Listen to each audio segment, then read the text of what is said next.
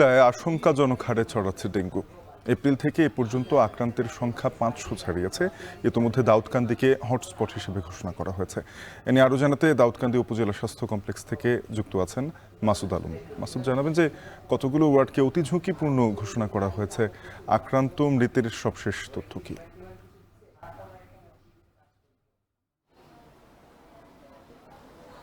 শাফিন, দাউদকান্দি পৌরসভার দুইটি ওয়ার্ড, বিশেষ করে হচ্ছে যে 5 এবং 6 নং ওয়ার্ডকে কিন্তু তারা অতি ঝুঁকিপূর্ণ হিসাবে ঘোষণা করেছেন। ডেঙ্গুতে আক্রান্ত রোগীর এই সংখ্যা কিন্তু এখানে ক্রমে কিন্তু বাড়ছে।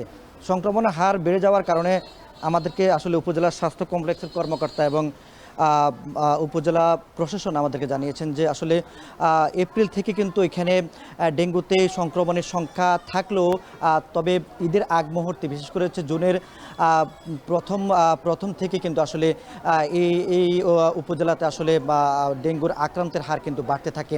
এটি একেবারে হচ্ছে যে তারা বলছেন যে হাসপাতালে যে পরিমাণ রোগী আসছিল সেটি কিন্তু অনেক মাত্রায় ছিল, যাতে করে তারা অনেক সময় আসলে তারা বলছেন যে চিকিৎসা দিতে গিয়ে কিন্তু ডাক্তার, নার্স বা অন্যান্য যারা রয়েছেন তারা হিমশিম খেতে হয়েছে।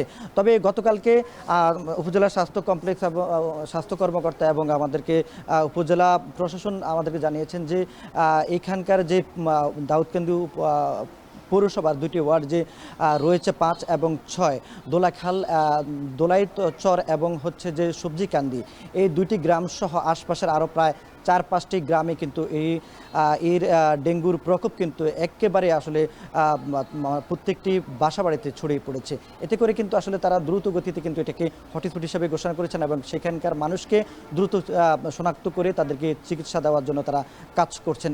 একই সঙ্গে তারা বলছেন যে আসলে এই পর্যন্ত এই উপজেলায় যে পরিমাণ রোগী আক্রান্ত হয়েছেন সে রোগীর তুলনায় শুধু পৌরসভার এই যে দুইটি ওয়ার্ড 5 এবং 6 নং ওয়ার্ডে কিন্তু 5 শতাধিকের বেশি রোগী পাওয়া গেছে যারা ডেঙ্গুতে আক্রান্ত হয়ে বিভিন্ন হাসপাতালে ভর্তি হয়েছেন। আমি যেখানে রয়েছি এটি হচ্ছে আপনার দাউদকান্দি উপজেলা স্বাস্থ্য কমপ্লেক্স। এখানে এখন ভর্তি আছে 10 থেকে 12 জন রোগী। এ পর্যন্ত প্রায় 209 জন রোগী এখানে এসে কিন্তু চিকিৎসা নিয়ে তারা বাড়ি ফিরেছেন। তবে তারা বলছেন যে পরিমাণ রোগী আক্রান্ত হয়েছেন তারা কিন্তু আসলে হাসপাতালে চিকিৎসা নেওয়ার জন্য আসছেন না, যার কারণে কিন্তু এখানে আক্রান্ত হচ্ছেন এবং একেবারে শেষ পর্যায়ে গিয়ে বা মুমূর্ষু অবস্থায় গিয়ে তারা কিন্তু ঢাকা ছুটছেন।